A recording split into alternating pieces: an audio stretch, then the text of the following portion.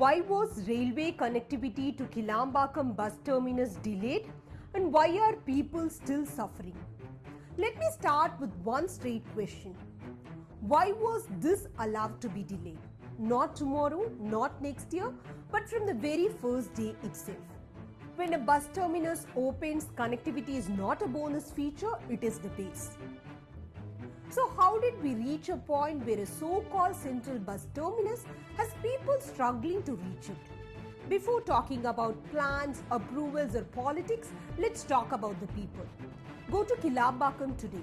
People walk long distances with luggage, auto drivers charge whatever they want, women wait late at night with fear, senior citizens sit helplessly asking, is this really the bus stand?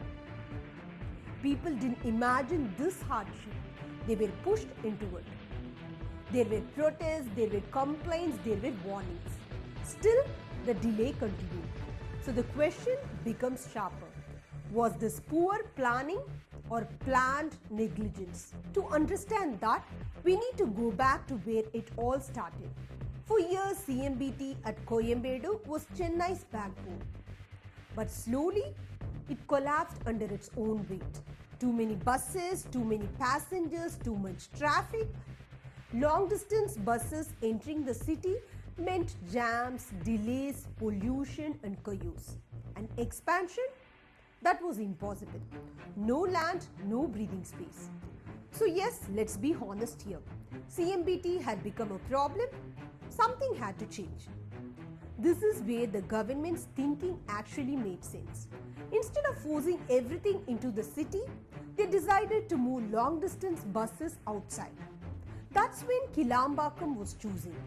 And on paper, it looked like a fair choice. Directly on GST road, highway access to southern districts, large lands available, railway line nearby, and metro planned for the future. So choosing Kilambakkam was a fair deal. So here's where things start getting interesting. The government knew one thing very clearly: without connectivity, Kilambakkam would fail. Railways were required, but railways fall under the central government. Approvals take time, coordination takes time, but people were already suffering at KMBT. So what did the state say? We won't wait, we will act immediately. They announced 20 crores state funds, which is basically public money and your money. The message was clear. We will create an immediate solution. We will not delay. Sounds responsible, right? Now comes the real question. Let's look at the result. Railway services still not operational. Skywalk still incomplete. Basic access to the bus stand still chaotic. People still walk long distances. People still pay extra. People still struggle. So what exactly this 20 crore immediate solution solved?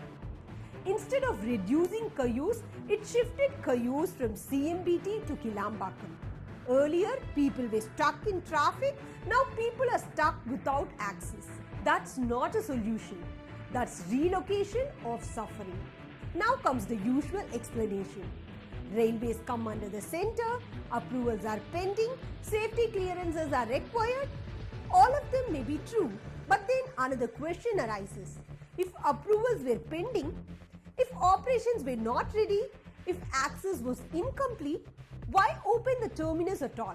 Was the inauguration more important than the people? Skywalk was promised for safe walking, yet today it's unfinished, delayed due to land and contract issues, and people walk on busy roads instead. This does not need complex theories to understand. It's about basic public safety. And still, it's pending. Yes, there is a metro plan, airport to Kilambakkam, the state has approved it, funds are sanctioned, plans are submitted, but final approval is pending.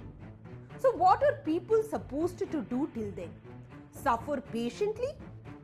A future solution cannot excuse a present failure. Let's ask honestly. Did Kilambakkam reduce chaos or did it multiply confusion? Did it make travel easier or more expensive and exhausting? Was this about people or about ticking boxes and cutting ribbons? Because right now, the answer is visible on the road. Kilambakkam was chosen for logical reasons, that's not the issue. The issue is this: you cannot open a transport hub without transport. Public money was spent, promises were made, but people are paying the price. Development is not about announcements, it is about outcomes. Until connectivity actually works, Kilambakkam will remain a symbol not of progress but of how poor execution turns good ideas into public suffering. And after everything people have been through, they are not asking for explanations anymore. They are expecting this to be fixed without further delays. And stay tuned and subscribe to File in Media to hear stories that deserve to be heard.